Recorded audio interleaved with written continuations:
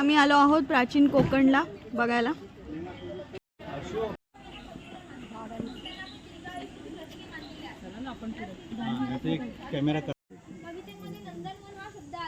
आता आम्ही गुहेतून जातोय. आता आम्ही गुहेतून चाललोय. सगळ्यांना गुहेतून जायचंय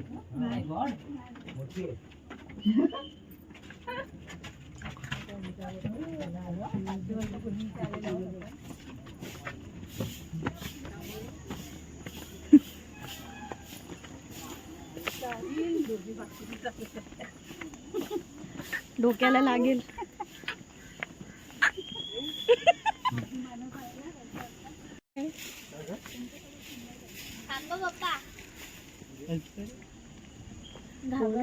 हे बाई हे बघ खरोखरच वाटतंय.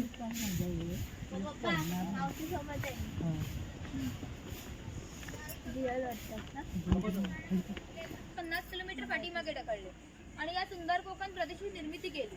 या कोकण प्रदेशालाच परशुराम भूमी असे म्हणतात. कोकणामध्ये लाल रंगाचा जांभा नावाचा दगड मिळतो. जांभ्या दगडाचा हा जो पक्का रोड बांधलेला आहे याला पाकाडी असे म्हणतात. पूर्वी सामान्यपणे अशा पाकाड्या ग्रामदेवतेकडे जाण्यासाठी बांधल्या जात असत. याच पाकाडीने आपण प्राचीन कोकण मधील ग्रामदेवतेकडे जाणार आहोत. वाघ दिसतोय का सगळ्यांना?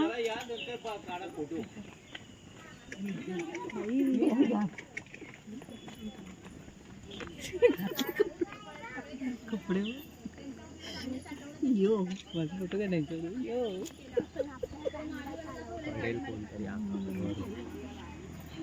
हे सांग मला. लाल मसाला माडीवाला पूर्वी धार्मिक संस्था गाव नियंत्रित करत असत. गावातील गावकरी येथे एकत्रित येत असत. गावात जर दोन व्यक्तींची भांडणे झाली तर सगळा गाव येथे एकत्र येऊन गाव प्रमुख त्यासमोर न्यायदान करीत असे. गावातील सार्वजनिक कामे जसे की पाकाड्या बांधणे, लाकडी साकव बांधणे इत्यादी कामे कोणी व कोठे करायची या विषयाचा निर्णय गावकरी येथे बसूनच घेत असत. आणखीन एक महत्वाचं वैशिष्ट्य म्हणजे जगभर अशी प्रथा आहे की प्रत्येक जाती धर्माचे लोक आपापल्या देवाकडे जातात, देवाचं दर्शन घेतात. कोकणी माणसं सुद्धा वर्षभर देवळात जाऊन देवाचं दर्शन घेतात. पण ज्या वेळेला आपल्याला शिमग्याचा सण येतो तेव्हा हा देव या पालखीमध्ये बसून प्रत्येकाच्या घरोघरी नेला जातो. म्हणजेच कोकणी माणूस आणि देव यांचं नातं इतक्या जवळचं आहे की आमचं एकमेकांकडे जाणे येणे असते. त्या देवीचं नाव आहे वाघजाई. हे नाव मी जाणीवपूर्वक ठेवलंय. असं म्हणतात की ज्या निसर्गामध्ये वाघ असतो तो निसर्ग समृद्ध असतो. 500 वर्षापूर्वीचा निसर्ग सुद्धा समृद्ध होता. त्याला आमच्या भावविश्वामध्ये दैवताचं स्थान होतं. पण कोकणी माणसं वड पिंपळांची पूजा करतात आहे की हा देव त्यांच्यावर नियंत्रण ठेवतो. म्हणून त्याला शिमग्याच्या वेळेस गाराणे घातले होते. त्यास पशुबळी सुद्धा दिले जातात. इकडे विरगळा दाखवलंय वीर लोकांचे प्रतीकचिन्ह.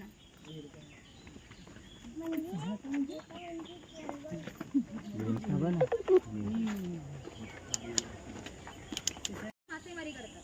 कधी कधी समुद्राच्या उसळणाऱ्या लाटा हे त्यांच्या होडीपेक्षा मोठ्या असतात. तरी हे लोक कुशलतेने होडी वल्लावतात आणि पहाटेच्या वेळी घरी परत येतात.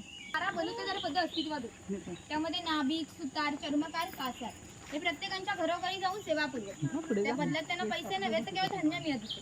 म्हणजे एका नाभिकाला का कुटुंबातील एका पुरुषाची घरी जाऊन केस व दाढी करण्यासाठी वर्षभराची 4 पायली म्हणजे आताचे 8 किलो धान्य मिळत होते. एवढ्या अल्प मोबदल्यात ही लोक सामाजिक सेवा करत असत. आमच्या नाभिकाविषयी आणखी थोडं मजेशीर वर्णन आमच्या लोकसाहित्यामध्ये आढळतं. असं म्हणतात गावातील प्रत्येक गोष्ट ही नाभिकाला माहीत असते आणि नाभिकाला माहीत असलेली प्रत्येक गोष्ट ही गावभर होते. आता तुम्ही आलात ही गोष्ट ज्या अर्थी आमच्या नाभिकाला समजली त्या अर्थी संपूर्ण गावाला समजली. संपूर्ण स्वागतासाठी उत्सुक आहे. प्रत्येप्रमाणे खोतांच्या घरी जाऊ मग गावामध्ये फेरफटका बसले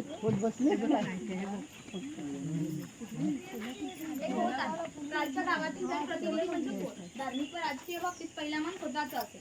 तो गावचा प्रमुख असतो. गावात कायदा करणे, महसूल गोळा करणे, कायदा व सुव्यवस्था सांभाळणे इत्यादी कामे खोतांची असतात. खोतांची बायको असते. कोकणी स्त्रिया सुंदरही होत्या आणि शूरही होत्या, परंतु त्यांना स्वातंत्र्य नव्हते. माझ्या घराचा उंबरठा इष्टांसाठी मर्यादा होती. ती खोतांची 2 मुले आहेत.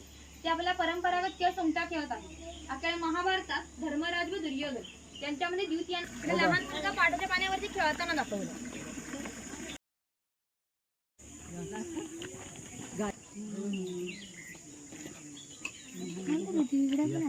शेतकरी आहे. गवताच्या घराण्याच्या पुऱ्या कपड्यावर जाऊ नये. आमच्या गावातील महत्वाचा उत्पादित घटक होता. वेगवेगळे धान्य उत्पादित करीत असे आणि गावातील 12 बलुतेदार राजा व खोत यांना धान्य पुरवण्याचं काम तो करीत असे. पूर्वी त्याचा खर्च असा असायचा की मस्त ना. गावातील माती संबंधित सर्व कामे कुंभार करीत असे. गणपतीचा सण आला की लाल मच्छी गणपती तयार करणे, उन्हाळा आला की मातीची मडकी तयार करणे, दिवाळीच्या वेळेला पंथा तयार करून त्या घरोघरी पोहोचवण्याचं काम कुंभार करीत असे. ते सगळे बाजूने विशिष्ट झाडपाला लावले होते. त्या झाडपाला हातीने मडी शोषून घेतो. जेमतेम गळणारी मडी मडके वरचेवर लावून त्यामध्ये साठवली जाते. काळाच्या ओघात 12 बलुतेरांचा व्यवसाय नष्ट झाला.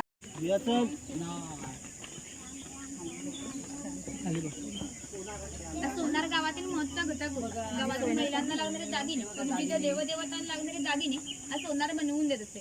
त्याच्या याप्रतिम कलाकुसरीमुळे त्याच्या दागिने हा वाणी आहे. चौल, राजापूर, दाभोळ इत्यादी चॉकलेट, दालचिनी, 1000 वर्षापूर्वीचा इतिहास आहे. लवंग. या बंदरांमधूनच भारतीय व्यापाऱ्यांनी जगाशी व्यापार केला. निर्यात होणाऱ्या हा सुतार आहे. कोकणातील 12 बलुतेदार दाखवताना जे अधिक कौशल्यावान आहेत ते दाखवले आहे. त्यापैकी हा सुतार हा सावंतवाडीचा सुतार आहे. सावंतवाडी लोकांचे लाकडावरील कोरीव काम हे जगप्रसिद्ध आहे. त्यांच्या काही हस्तकौशल्याच्या वस्तू तुम्हाला आमच्या हस्तकला समन्वय केंद्रात पाहायला मिळतील. तिकडे दरवेळेस अस्वलची खेळ बघा. गाणी पण टाक ना त्याच्यामध्ये गाणी टाका बरं का. करायला लागणारे लोखंडी अवजारे बनवून देण्याचं काम लोहार करीत असते. उदाहरणार्थ कोयती, कुऱ्हाड, नागराचे फळ इत्यादी. 500 वर्षापूर्वी कोकणाची राजकीय परिस्थिती अस्थिर होती. त्यामुळे बरेचसे लोक सैन्यामध्ये असत. त्यांना लागणारी लोखंडी ढाली व तलवारी बनवून देण्याचं काम लोहार करीत असे. त्या वैशिष्ट्य म्हणजे अजूनही कोकणातील मराठा व कोळ यांच्याकडे काही वर्षापूर्वीच्या जुन्या तलवारी आहेत. त्यांना अजूनही गंज आलेली नाही. दर दसऱ्याला त्यांची पूजा केली जाते. शेतकरी आपल्या बागेतील कपडे तेलाकडे घेऊन जात असे आणि तेली ते तेल पडून देत असे. हा तेलाचं गाणं आहे. याला खुंट असे म्हणतात. यामध्ये सुके खबरे घातले जाते. याचे उभेला पडायला कोकणी भाषेमध्ये लाट अशी म्हणतात. ही लाट ही आडव्या लाकडाला अशा तऱ्हेने बांधली जाते की जेणेकरून लाट उभी राहते.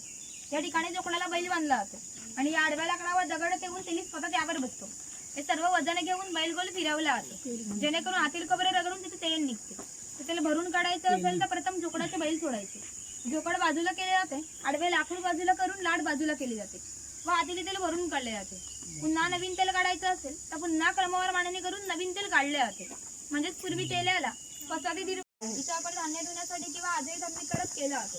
आपल्याकडे ज्या शुभकार्य असते सौभाग्यवती स्त्रिया त्या रोळीत दिवा ठेवून त्या हातात घेऊन उभ्या असतात. शुभकार्य पार पाडण्यापूर्वी या रोळीतील दिवा विजला तर अशुभ मानले जाते. अजूनही जर चाकरमान्यांचं लग्न जर मुंबईला असेल तरी रोळी गावावरून मुंबईला पाठवली जाते. म्हणजे मुंबईला सर्व वस्तू मिळतात पण रोळी मिळत ही स्वतंत्र अशी खाद्य संस्कृती असते. कोणत्याही दोन समाजाची समान अशी खाद्य संस्कृती नव्हती. कोकणी लोकांची चविष्ट अशी खाद्य संस्कृती असते. पण कोकणी माणसं आपल्या जेवणामध्ये भात व मासे मोठ्या प्रमाणात खातो. कोकणात येऊन माशाची आमटी, उकडीचे मोदक, भाजणीचे वडे न खाणे म्हणजे कोकण नोंदवल्यासारखे आहे. पूर्वी घरामध्ये दगड मच्छी वस्तू असे. ते जातनीसारखे दिसते त्याला घिरड असे म्हणतात. जातनीमुळे धान्य जाऊन तिथे घिरटामध्ये भात घातला जातो तेव्हा अख्खा तांदूळ बाहेर पडतो, कोंडा बाजूला होतो. हे पुरण यंत्र आहे. यामध्ये शिजलेली डाळ घातली जाते. हे 2 रॉड उलट सुलट गोल बाजूने फिरवले जातात जेणेकरून आतील डाळ वाटून निघते. त्या गोड पुरणपोळ्या बनवल्या जातात. तो टिफिन बॉक्स आहे. वरती पाण्याचा तांब्या, खाली 3 डब्बे, 2 चमचे दोन्ही बाजूने लॉक केलेला आहे. जे बाजूला चहाची किटली आहे. हे समोर शेवाई काढायचं लाकडी यंत्र आहे. ते बाजूला लोखंडी यंत्र आहे शेवायचं. ते मोदक पात्र आहे आणि दगडी उकळ आहे.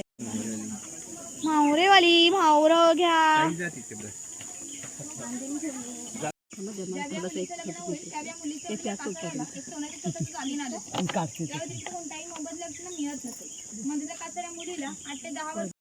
फ्रेंड्स बघितलं इथे खूप सारे स्टॅच्यू त्यांनी छान छान बनवलेलं आहे आणि ते खूप छान प्रकारे माहिती पण सांगताय तिकडे.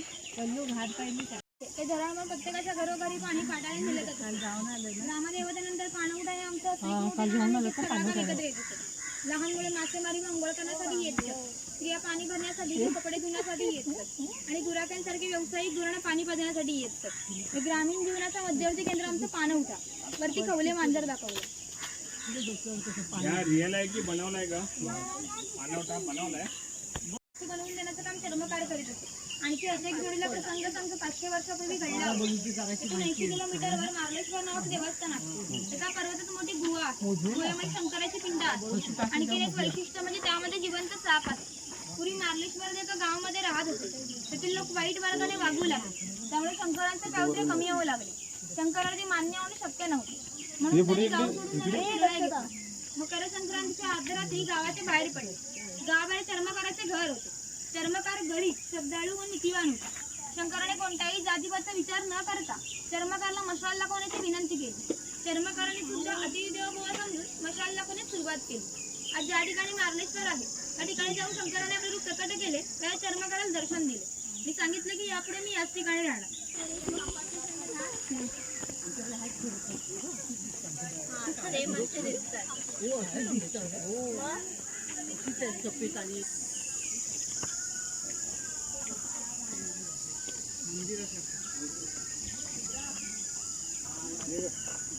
काय आहे?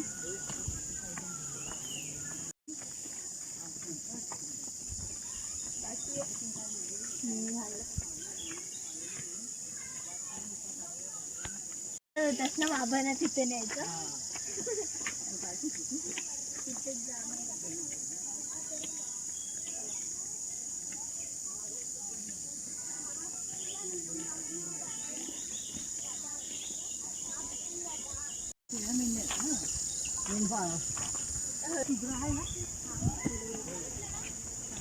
धनगर त्यावेळी 3 व्यक्ती चप्पल काढून चढू शकतात. तिकडे मुखवटे घालून फोटो काढायला काढू शकतात आणि शॉप मध्ये काय खरेदी करण्याचं करू शकतात. शॉप मधूनच पुढे लास्ट पॉइंट शंख प्रदर्शन पुढचा प्रवास आहे.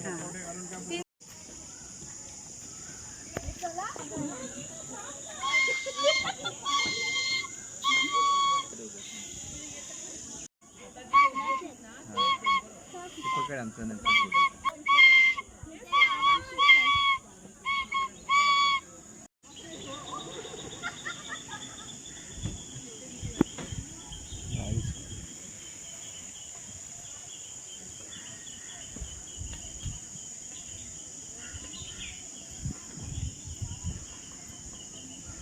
फोटो काढायला फोटो काढ.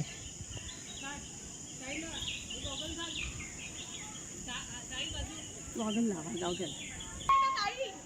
मस्त येतं उलट छान होतं. मस्त वाटतं.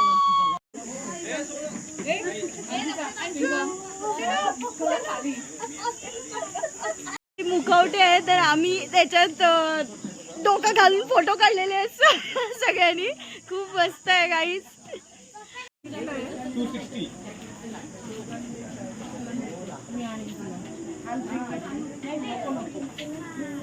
इथे सगळे खरेदी करतायत.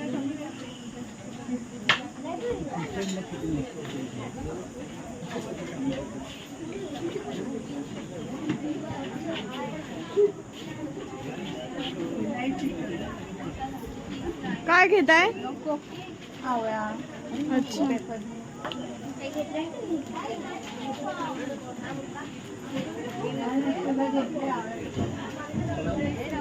काय खरेदी चालली आहे? आम्ही कानातले घेतोय. अच्छा. पूर्ण नाही येत आहे. चला भडकतो. तुमचं रेस्टॉरंटचं कुपन आहे का? शंखांचं प्रदर्शन आहे, तिथे फोटो संग्रहालय शिंपल्यांचं वगैरे इथं दाखवते तुला.